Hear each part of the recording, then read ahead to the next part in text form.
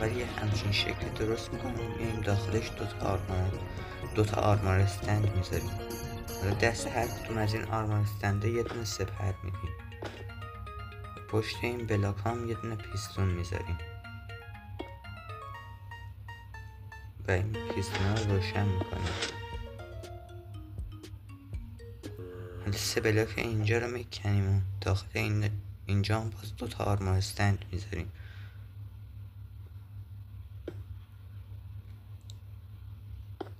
روی اینا هم یه دونه کلاها میذاریم و دوباره پشت اینا هم پیستون میذاریم.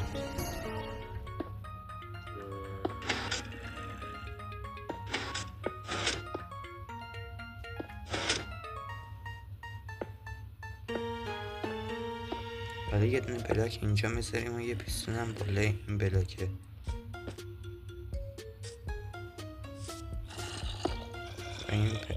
و این پیستون هم روشن میکنیم.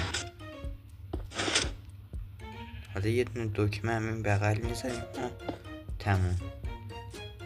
حالا با از 1 تا 10 چه نمره‌ای به این مانیتوری که ساختم میدی؟